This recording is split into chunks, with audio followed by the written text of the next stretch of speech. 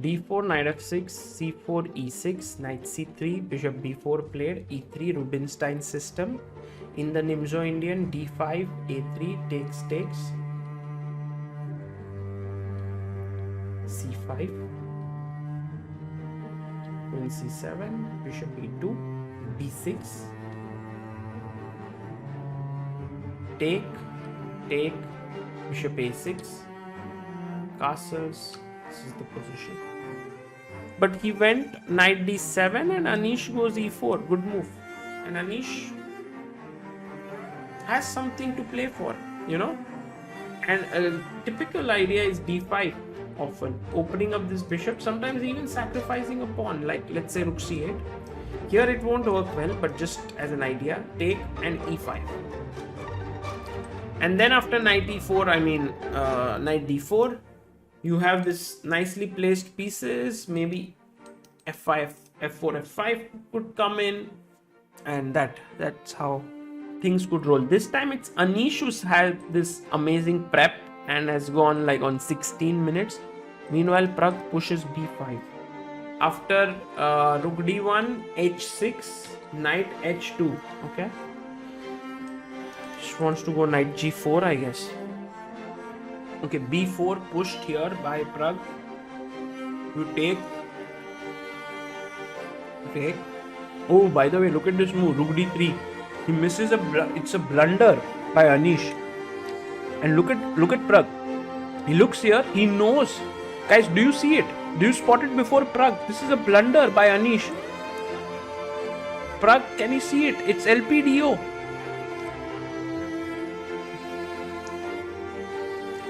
Can Pragg spot it? I think he's seen it. From what I can see from Pragg's face. No, not knight e4, guys. What knight e4? You mean knight e4 and then this. So, take. We had bishop a3 prepared for you guys. For all those who fell for this trap. World of wit, you are right. He finds it. Rook c2 and look at Anish there. He's like, oh my god, what did I just do? He's blundered big time. Rook d3 was such a big blunder and Pragg spots it. He's played rook c2 and Pragg's eyes are just laser focus on the board. He's seen it. He's attacked the queen. Bishop is falling. So you must take it. There's no other way. But when you take it, queen takes e1 check.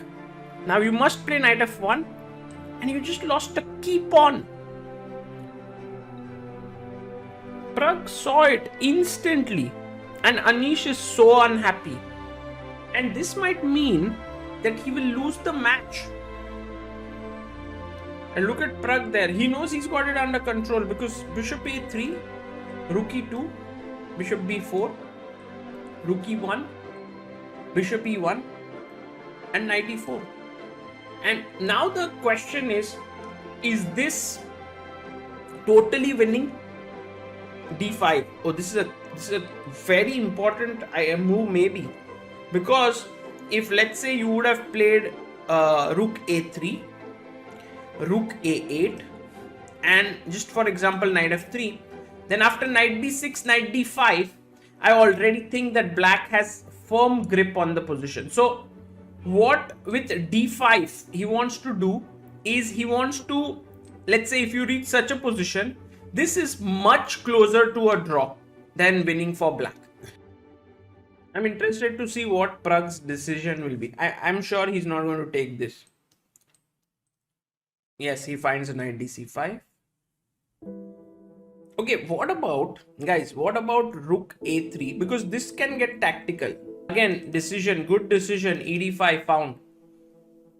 f3. Knight g5. Again, Pragg finds the best move.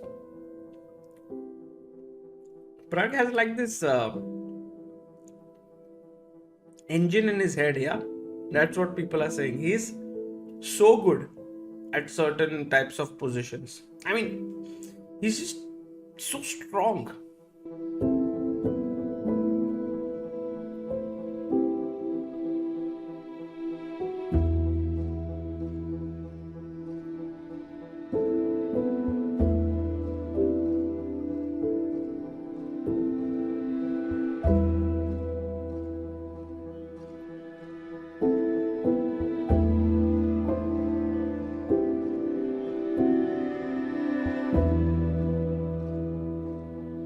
rook a1.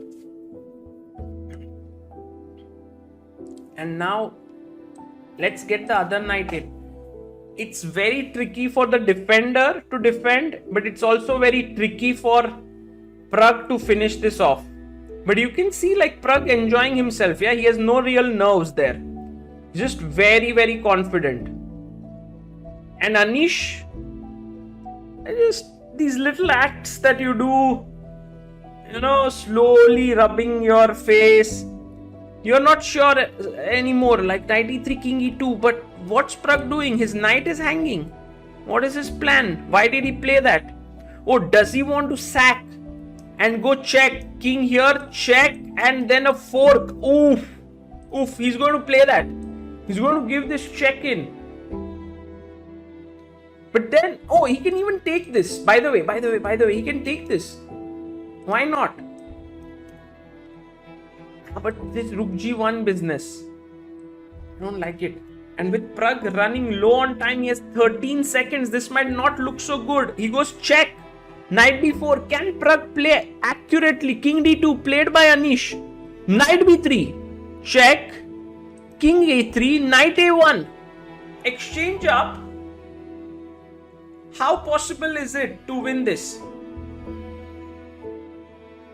Knight d3. Is it going to be technical difficulty for Pragg to win?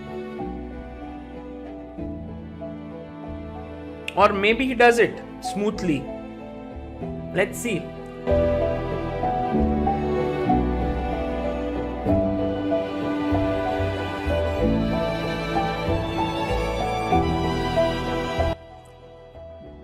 Is this actually going to that endgame of Sindarov? Remember guys, that if let's say I put my bishop here, check, king e3, check, king e4, look at this. The main problem is that if the king comes somewhere here and the bishop here, it's a draw. This position is a draw. But the fact that he's cut him off, the next move is coming in, it's no problem because he's pushed the pawn below the 5th rank. This is a draw if the king was back here with the bishop. But with this, he's winning. And Pragg's bottle is out, of course. He's drinking his water there. Somebody says, don't worry guys. Pragg has calculated everything, including his prize money after tax. Same thing has happened. Check.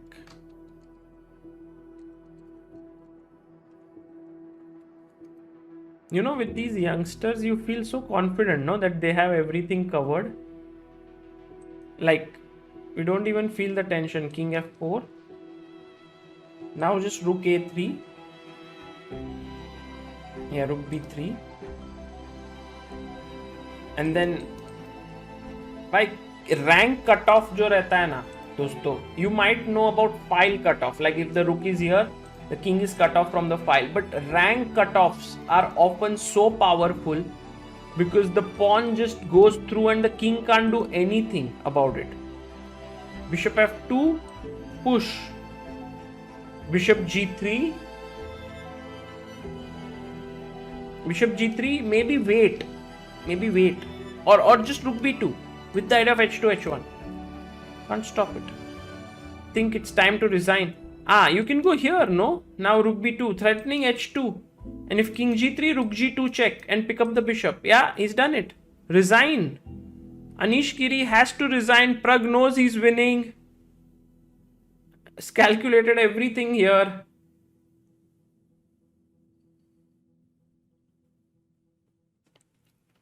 What a big win. Anish removes his headphones there. So does Pragg. Match is over. Praggnanandhaa beats Anish Giri. Will they shake hands there because they're at the same venue? Not really. Pragg there moves out. Anish tremendously upset there. But Pragg scores his second match victory in this tournament after beating Alireza Firouzja yesterday. He beats Anish Giri with the black pieces. That's really tough, and Anish can't believe that he blundered that move rook d3. But I think, guys, hats off to Pragg. I think we should have Pragg OP in the chat, because after he played this move rook c2, which was a deflection from the defense of this rook, he really didn't give Anish any chance in this game. And this just goes to show how strong he is, how strong Pragg is. He's just not giving his opponent any chance. Like, he brought his pawn to d4, then moved away with his knights, brought his king in, then fixed this structure here with h4. Very important to fix this structure. And then pawn moved forward. Then in the end, some firework tactics with the knights. These knights are always so tricky. Won the rook, and it seemed like there was still some technical effort to be done, but somehow Pragg managed it excellently. He, ये देखो, ये square knight को इधर चाहिए. So look what Pragg did. He first brought his knight from c7 to d5 to f6 to e4, and then he traded off, and finally he won this without much difficulties. Rank cutoff was very powerful. h2 incoming, he resigned.